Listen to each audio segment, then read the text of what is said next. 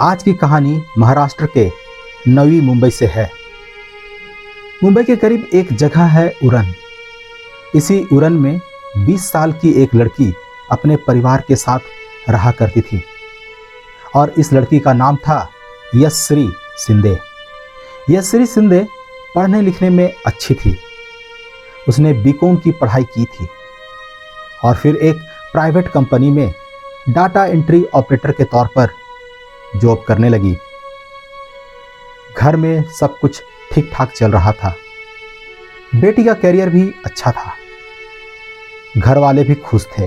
लेकिन तभी 20 जुलाई 2024 को यशश्री घर से अपने माता पिता को यह कह कर के निकली थी कि उसे ऑफिस जाना है। उसके गए हुए सुबह से शाम हो गए और फिर शाम से रात, पर उसका कोई भी पता नहीं चल रहा था। घर वाले चिंतित थे। वे लोग थोड़ी देर तक इंतजार करते हैं। जवान लड़की थी, जाहिर सी बात है, माँ बाप हैं तो परेशान होंगे ही। यशश्री के घर में माँ बाप को फिक्र हो रही थी क्योंकि उसने ऐसा कभी नहीं किया था। टाइम पर घर आ जाती थी। अगर लेट होना होता तो फ़ोन करके बतला देती थी। फिर भी वे लोग इंतज़ार करते हैं। जब उसके लौटने का समय भी पार हो जाता है और रात गहरी होने लगती है तो वे लोग बहुत अधिक परेशान हो जाते हैं। उसका मोबाइल फ़ोन भी स्विच ऑफ आ रहा था। तब उन लोगों ने यशश्री के तमाम दोस्तों और अपने रिश्तेदारों से पूछना शुरू किया, पर कोई फ़ायदा नहीं होता है।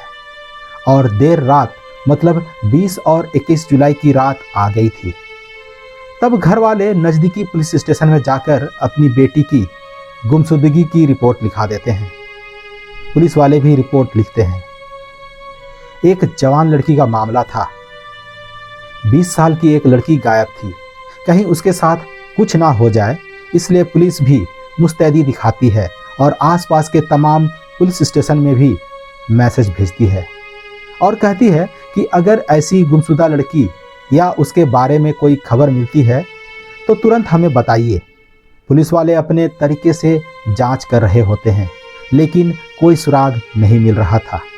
अब उरण पुलिस और नवी मुंबई क्राइम ब्रांच की पुलिस दोनों इस केस में काम कर रहे थे। इधर घर वाले बार बार पुलिस स्टेशन फ़ोन करके पूछ रहे थे कि हमारी बेटी की कोई खबर या कुछ पता चला कि वह कहाँ है। इस पर पुलिस वाले कहते हैं कि फिक्र मत कीजिए, हो सकता है कहीं फंस गई हो, सुबह तक लौट आएगी। उम्र ऐसी है कि कहीं दोस्तों के साथ पार्टी वार्टी में गई होगी। पर घर वाले कहते हैं कि वह पार्टी वार्टी और इस तरह की चीज़ें नहीं करती है।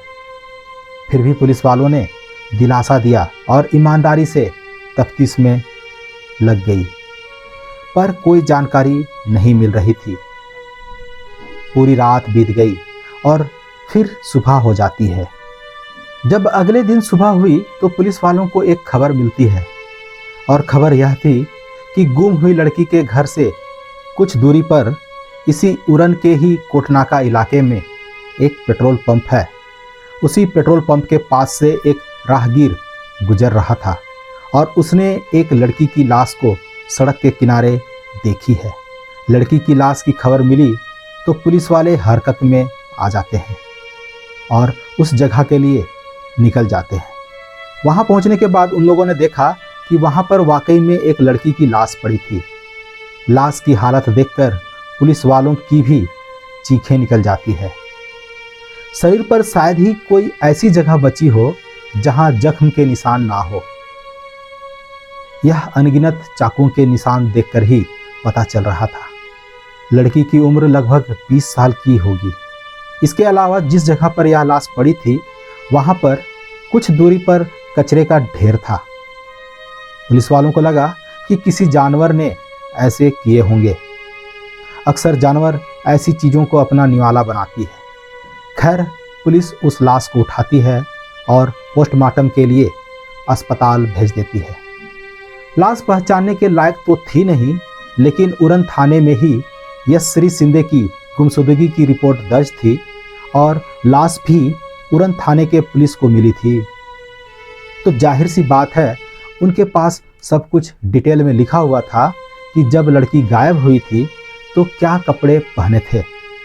जब पुलिस उन कपड़ों के डिटेल और लाश के जो भी बचे कुचे कपड़े थे उनका मिलान करती है तो वह कपड़े थोड़े से मैच कर रहे थे। अब दिल पर पत्थर रखकर पुलिस वालों ने यशश्री के घर वालों को फ़ोन किया और हॉस्पिटल आने के लिए कहा। पुलिस की टीम उनके माँ बाप को लेकर हॉस्पिटल पहुंचती है। जैसे ही माँ बाप लाश की हालत देखते हैं उनकी चीखें निकल जाती है। कातिल ने पूरे शरीर ही नहीं बल्कि प्राइवेट पार्ट में भी हमला किए थे और उसे काट डाला था। परिवार वाले उसकी पहचान करते हैं, यह उन्हीं की बेटी यशश्री शिंदे थी। वही यशश्री जो 24 घंटे पहले तक बिल्कुल ठीक ठाक थी, अपने ऑफिस जाने की बात कहकर गई हुई थी।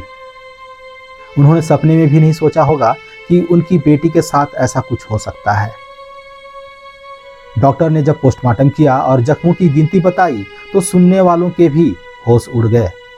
अब इतनी हैवानियत के साथ और इतनी बेदर्दी से कौन कत्ल करेगा? पुलिस इस सवाल का जवाब जानना चाहती थी। Hello guys, welcome back to the another episode of mysterious crime podcast. उम्मीद करता हूं कि आप सभी लोग अच्छे होंगे। यदि आपको इस प्रकार की कहानी पसंद है तो जल्दी से लाइक, शेयर और सब्सक्राइब करके बेल आइकन दबा दीजिए। तो चलिए आज की कहानी शुरू करते हैं। इस प्रकार की कहानी हमारे इस चैनल में एक और है जो इसी प्रकार से हत्याकांड को दर्शाता है, तो आप चाहें तो उसे जाकर के सुन सकते हैं। तो आइए कहानी में लौटते हैं। इधर जैसे ही यह खबर बाहर आई तो सभी मीडिया वालों ने इसको दिल्ली की निर्भया कांड के साथ तुलना करके स्टोरी छापने लगी। आखिर एक लड़की के साथ कोई ऐसे कैसे कर सकता है, वह भी मुंबई जैसे शहर के बिल्कुल करीब। खैर, पुलिस ने पूछताछ शुरू की और लड़की के माता पिता से जानना चाहा कि किसी से कोई दुश्मनी वगैरह। घर वालों ने कहा कि नहीं, हमारी बेटी की अपनी पढ़ाई लिखाई और फिर नौकरी, इससे ज़्यादा और कुछ भी नहीं था। वह अपनी ज़िंदगी में खुश थी। पुलिस फिर भी कहती है कि कोई पुरानी दुश्मनी। तब अचानक घर वालों को याद आता है और वे लोग कहते हैं कि हाँ, करीब 5-6 साल पुरानी बात है। एक लड़का हमारी बेटी की वजह से जेल गया था। पुलिस ने पूछा क्यों, क्या हुआ था? तो उन लोगों ने कहा उस लड़के का नाम दाऊद शेख है और वह इसी उरन इलाके में रहा करता था। मेरी बेटी के साथ बातचीत किया करता था, लेकिन फिर उसने मेरी बेटी को तंग करना शुरू कर दिया। इतना ही नहीं, वह उसका यौन शोषण भी कर रहा था। तो फिर हमने उसकी कंप्लेंट लिखा दी। क्योंकि उस वक्त बच्ची नाबालिग थी, यानी कि यशश्री 18 की हुई नहीं थी, तो पुलिस ने दाऊद को पोक्सो एक्ट के तहत गिरफ्तार करके जेल भेज दिया था। आगे उन लोगों ने कहा बस यही हुआ था और उसके बाद से कभी भी दाऊद शेख से हमारा या हमारी बेटी का कोई रिश्ता नहीं है और हमें कोई पता भी नहीं कि अब वह कहाँ है। शायद जेल में होगा, और तो इसके अलावा किसी से दुश्मनी नहीं है। अब पुलिस के लिए यह बड़ी काम की इन्फॉर्मेशन थी। पुलिस फौरन दाऊद शेख का पता लगाने में जुट गई कि वह अभी कहाँ है, जेल में है या जेल के बाहर। कांस्टेबल ने दाऊद शेख की केस फाइल निकाली और देखने लगी कि पोक्सो एक्ट के तहत कब यह मामला दर्ज हुआ था। फिर उस मामले का रिकॉर्ड निकाला गया। फिर अदालत से जानकारी ली गई तो पता चला कि जो दाऊद शेख है वह सज़ा काटने के बाद करीब 1.5 साल पहले ही जेल से रिहा हो चुका है। अगर वह जेल के अंदर होता तो पुलिस को लगता कि शायद यशश्री के कत्ल के पीछे किसी और का हाथ हो सकता है, लेकिन दाऊद शेख 1.5 साल पहले जेल से बाहर आ गया था। यह सुनकर पुलिस के कान खड़े हो जाते हैं कि कहीं ना कहीं उसका रिश्ता फिर से यशश्री के साथ तो नहीं हो गया है। पुलिस वालों ने घर में फिर से पूछताछ की कि क्या आपको पक्का यकीन है कि पिछले 6 सालों के बाद कभी भी आपने दाऊद शेख को अपने घर के इर्द गिर्द नहीं देखा? या आपकी बेटी ने कभी यह बताया होगा कि वो दाऊद शेख से मिली है या उससे बात करती है? घर वालों ने कहा, बिल्कुल नहीं। जब से वह जेल गया है तब से उसके बारे में वे लोग कुछ भी नहीं जानते हैं और हम यकीन से कह सकते हैं कि हमारी बेटी भी उससे बातचीत नहीं करती थी। उसके माता पिता कहते हैं कि फिर भी आप एक बार यशश्री की सहेलियों से पूछिए।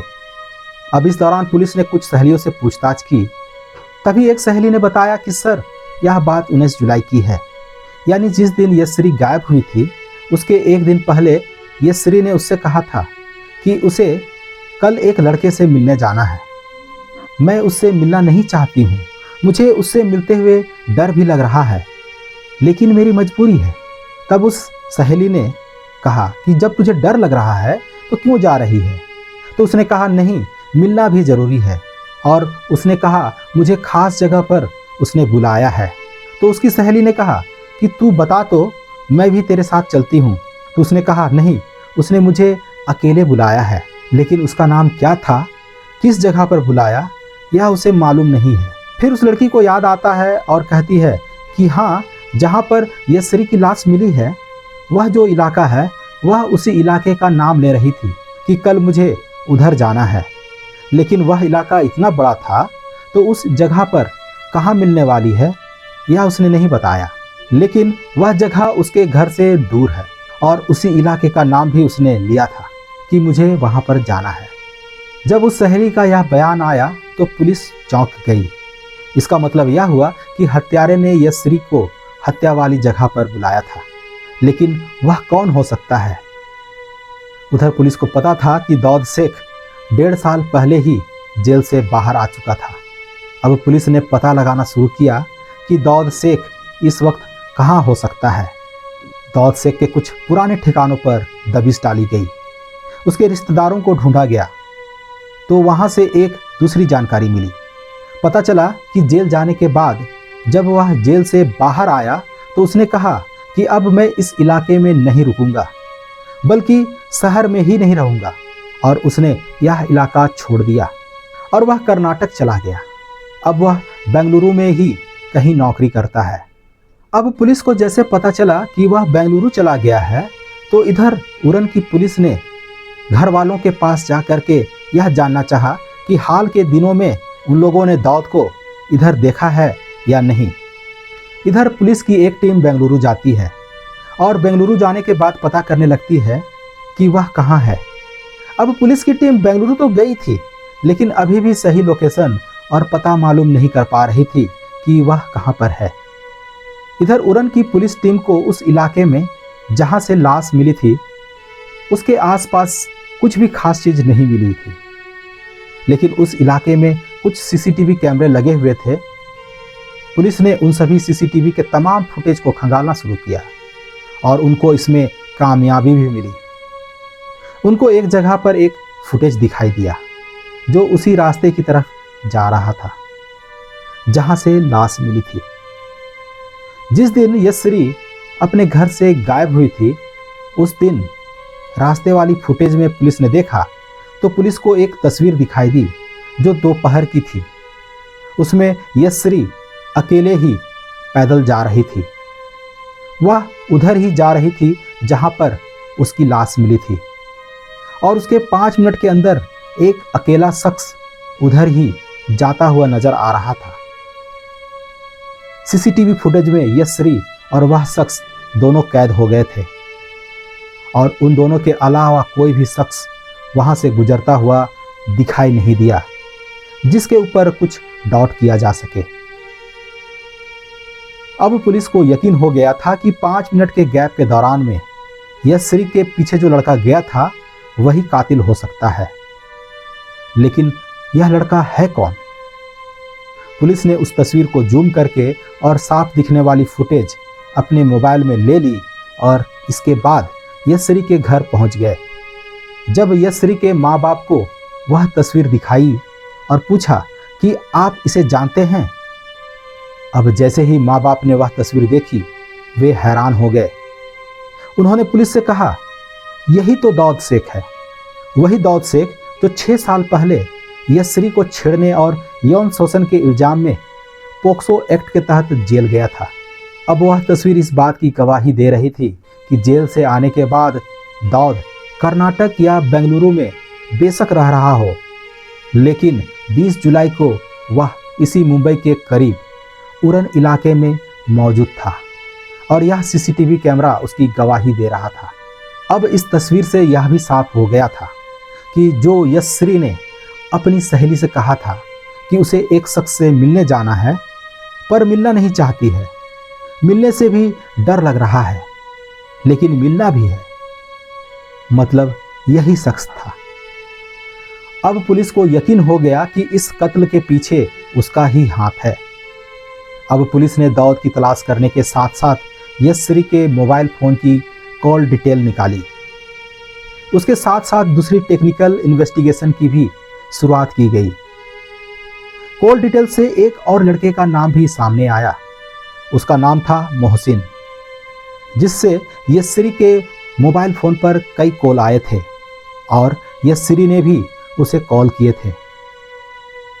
ऐसे में मोहसिन भी पुलिस की रडार पर आ गया था।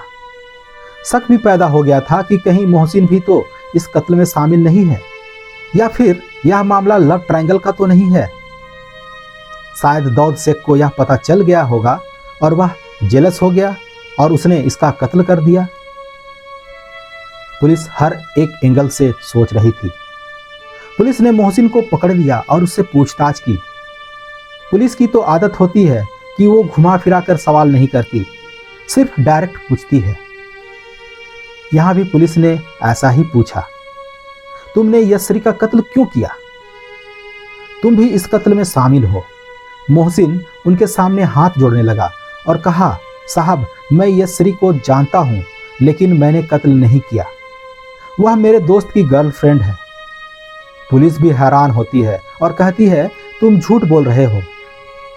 पर वह कहता है, नहीं साहब, मैं सच कह रहा हूं। यशश्री दाऊद शेख की गर्लफ्रेंड है और जब उन दोनों में झगड़ा होता तो मैं ही उन दोनों का झगड़ा खत्म करता था। वह मुझे सिर्फ दाऊद के लिए ही फोन करती थी। जब जब दाऊद और यशश्री में लड़ाई होती थी और दोनों एक दूसरे को ब्लॉक कर देते थे, तो फिर उनकी बातचीत मोहसिन के फोन से ही हुआ करती थी। यानी मोहसिन सिर्फ यशश्री का दोस्त था, वह सिर्फ दोनों की मदद करता था। अच्छा ठीक है, तुम तो दाऊद के दोस्त हो, तो तुम्हें तो पता होगा कि दाऊद कहाँ है। वह कहता है, नहीं साहब, मुझे नहीं पता। उसके जेल जाने के बाद मेरी और उसकी कोई बातचीत नहीं हुई है। पुलिस को मोहसिन से भी कुछ जानकारी नहीं मिलती है, लेकिन पुलिस को इस बात का यकीन हो गया था कि मोहसिन सच बोल रहा है। पुलिस पूछताछ करने के बाद उसे जाने देती है। उधर बेंगलुरु में दाऊद शेख को मुंबई पुलिस ढूंढ रही थी, लेकिन वहां पर पुलिस को एक प्रॉब्लम का सामना करना पड़ रहा था और वह प्रॉब्लम थी लैंग्वेज। वहां की लैंग्वेज पुलिस को समझ नहीं आ रही थी और वहां के लोगों को पुलिस वालों की लैंग्वेज कुछ भी समझ नहीं आ रहा था। नवी मुंबई पुलिस को कर्नाटक की लोकल भाषा की समस्या होने के चलते लोगों से पूछताछ कर पाना थोड़ा कठिन हो रहा था। ऐसे में गांव के मुखिया से ही नवी मुंबई के पुलिस ने संपर्क किया। 3-4 गांव के मुखिया से बातचीत की और उन्हें घटना के बारे में बताया, आरोपी के बारे में भी बताया गया और फिर अलग अलग गांव के लोगों की मदद ली। यूं कहें कि दाऊद शेख को गिरफ्तार करने के लिए नवी मुंबई पुलिस ने कर्नाटक में ह्यूमन इंटेलिजेंस का इस्तेमाल किया और फिर पुलिस को जानकारी मिली कि वह एक पहाड़ पर बैठा हुआ है। यह जानकारी 30 तारीख सुबह 5:30 बजे मिली, जिसके बाद नवी मुंबई क्राइम ब्रांच की टीम उस पहाड़ पर पहुंची और उसे गिरफ्तार कर लिया। दाऊद ने हत्या को अंजाम देने के बाद उरन रेलवे स्टेशन से लोकल ट्रेन पकड़ी और बेलापुर स्टेशन चला गया और फिर उसने वहां से ट्रेन पकड़कर पनवेल स्टेशन गया। फिर ऑटो रिक्शा पकड़कर वह कलम्बोली गया और कलम्बोली से उसने बस पकड़ी और बस से कर्नाटक के अपने गांव चला गया। कर्नाटक में वह अपनी दादी के पास रुका हुआ था। उसे यह पता था कि अगर वह अपना मोबाइल फ़ोन लेकर घूमेगा तो पुलिस उसे पकड़ लेगी, इसलिए उसने घर छोड़ने से पहले फ़ोन बंद कर दी और दादी के पास अपना फ़ोन छोड़ दिया। वह गांव के ही नज़दीक में पहाड़ों की श्रृंखला में घूमने लगा। वह एक पहाड़ चढ़ता, फिर उतरता, फिर दूसरे पहाड़ पर चढ़ता और फिर उतरता और फिर तीसरे पहाड़ पर चढ़ता था। इस तरह से वह एक के बाद एक अलग अलग पहाड़ों पर पैदल ही घूमता रहा। उसकी इसी हरकत से लोगों के नज़र में वह आ गया और मुंबई पुलिस ने उसे गिरफ्तार कर लिया। गिरफ्त में आने के बाद दाऊद ने यशश्री शिंदे का कत्ल करने की बात तो कबूल कर ली, लेकिन इसके साथ ही उसने कत्ल की वजह बताई। वह हैरान करने वाली थी। उसने बताया कि यशश्री और वह एक दूसरे को स्कूल के दिनों से ही जानते थे। दोनों एक दूसरे से प्यार करते थे, दोनों रिलेशन में थे। दुनिया वालों की नज़रों से बचते बचाते एक सीक्रेट रिलेशनशिप में रहने का फैसला यशश्री ने किया था, लेकिन बीच में रिलेशन में दरार आ गई थी।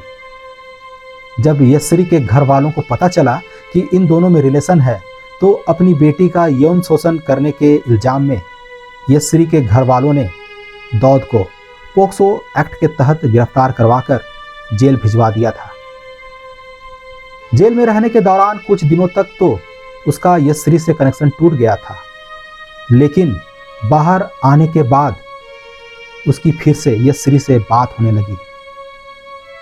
लेकिन इसके बाद जब दाऊद ने अपने हिसाब से इस रिश्ते को आगे बढ़ाने की कोशिश की तो मामला बिगड़ गया। असल में दाऊद यशश्री से शादी करके अपने साथ अपने होम स्टेट यानी बेंगलुरु ले जाना चाहता था, लेकिन यशश्री इसके लिए तैयार नहीं थी और दाऊद अक्सर अपनी बात मनवाने के लिए उसे ब्लैकमेल करने लगा था। दरअसल दाऊद के पास यशश्री की कुछ पुरानी प्राइवेट तस्वीरें थीं, जिन्हें अक्सर सोशल मीडिया पर डाल देने की धमकी देकर वह यशश्री को ब्लैकमेल करता था। इस वारदात से पहले भी दाऊद ने उसे खुद से मिलने के लिए बुलाया था, लेकिन वह इसके लिए तैयार नहीं हो रही थी और अब दाऊद ने वही हथकंडा आजमाया। उसने अपनी और यशश्री की कुछ पुरानी तस्वीरें सोशल मीडिया पर डाल दी, जिसके बाद यशश्री ने परेशान होकर दाऊद से बात की और उसे तस्वीरें डिलीट करने के लिए कहा। दाऊद ने कहा कि वह एक ही शर्त पर यह तस्वीरें डिलीट करेगा, अगर वह उससे मिलने आ जाए। इस पर यशश्री उससे मिलने के लिए राजी हो जाती है और दाऊद ने सोशल मीडिया से वह तस्वीरें डिलीट कर दी। तय प्रोग्राम के मुताबिक यशश्री 20 जुलाई को अपने दफ्तर के लिए निकली। उसे दाऊद से मिलने जाना था, तो उसने ऑफिस में हाफ डे लीव ले लिया था। इसके बाद वह अपनी एक सहेली के घर भी गई और फिर वहाँ से दाऊद की बताई हुई जगह पर यानी कोटनाका की तरफ चली गई। लेकिन यही उसकी ज़िंदगी की सबसे बड़ी भूल साबित हुई। उसे नहीं पता था कि दाऊद पहले ही उसका कत्ल करने की तैयारी करके बैठा है। कोटनाका पहुंचते ही दोनों के बीच अपने रिलेशनशिप को लेकर कहासुनी शुरू हो गई। दाऊद उसे अपने साथ बेंगलुरु चलने के लिए कह रहा था, लेकिन यशश्री इसके लिए तैयार नहीं थी। वह चाहती थी कि दाऊद उसकी तस्वीरें सिर्फ सोशल मीडिया से ही नहीं, बल्कि अपने मोबाइल फ़ोन से भी डिलीट कर दे। और दाऊद इसी रिजेक्शन को बर्दाश्त नहीं कर पा रहा था। यशश्री ने कभी ख्वाबों में भी नहीं सोचा था कि दाऊद उसकी जान ले सकता है, लेकिन पहले से अपने साथ चाकू लेकर पहुंचे दाऊद ने यशश्री पर अचानक चाकुओं से ही ताबड़तोड़ वार करना शुरू कर दिया और उसकी जान ले ली। और जब इसके बाद भी उसका मन नहीं भरा तो उसने उसके प्राइवेट पार्ट को भी बुरी तरह से जख्मी कर दिया और वहाँ से भाग निकला। यशश्री की जान लेने के साथ ही उसे इस बात का एहसास हो गया था कि वह आज नहीं तो कल पकड़ा जाएगा। दाऊद के पकड़े जाने के बाद पुलिस ने उससे गहराई से पूछताछ की। उसने पुलिस को बताया कि यशश्री के इनकार से उसे गुस्सा आ गया था। जेल से बाहर आने के बाद वह यशश्री को मनाने की कोशिश कर रहा था, लेकिन जब उसने साफ साफ मना कर दिया और अपने जीवन में आगे बढ़ने की बात की तो दाऊद को लगा कि वह उसे खो चुका है। वह यह बर्दाश्त नहीं कर पाया और यशश्री को उसके इनकार की सज़ा देने की ठान ली। दाऊद ने योजना बनाई कि अगर यशश्री उसके साथ नहीं रह सकती तो वह किसी और के साथ भी उसे रहने नहीं देगा। उसने यस्री को मिलने के लिए बुलाया। जब यस्री उससे मिलने आई तो दोनों के बीच कहासुनी होने लगी। यस्री ने दाऊद से साफ कह दिया था कि वह अब उसके साथ नहीं रहना चाहती और उसे अपनी ज़िंदगी में आगे बढ़ने देना चाहिए। लेकिन दाऊद ने चाकू निकालकर यस्री पर हमला कर दिया। उस पर बेरहमी से कई बार वार किए, जिससे यस्री की तुरंत ही मौत हो गई। हत्या के बाद उसने यस्री के शरीर को बुरी तरह से जख्मी किया ताकि उसकी पहचान मुश्किल हो जाए। उसके बाद वह वहां से भाग निकला और अपने अपराध को छिपाने की कोशिश की। दाऊद ने अपने एक दोस्त से पैसे उधार लिए थे और कर्नाटक के अपने गांव की ओर भाग गया। लेकिन मुंबई पुलिस ने उसे खोज निकालने में कोई कसर नहीं छोड़ी। कर्नाटक की लोकल पुलिस और गांव के मुखिया की मदद से पुलिस ने दाऊद को उसके गांव के पास एक पहाड़ पर छिपा हुआ पाया। पुलिस ने उसे वहीं से गिरफ्तार कर लिया और मुंबई वापस लेकर आई। दाऊद के कबूलनामे और सबूतों के आधार पर पुलिस ने उसके खिलाफ हत्या का मामला दर्ज किया। यह घटना पूरे महाराष्ट्र में सनसनी बन गई और मीडिया में इस मामले की खूब चर्चा हुई। यस्री के माता पिता और परिवार को इस घटना से गहरा सदमा लगा, लेकिन उन्होंने इंसाफ के लिए लड़ाई जारी रखी। कोर्ट उसे क्या सजा देगी यह तो आने वाले समय में पता चलेगा। आज की कहानी को यहीं विराम देते हैं और मिलते हैं एक और नई कहानी के साथ। तब तक के लिए बाय बाय।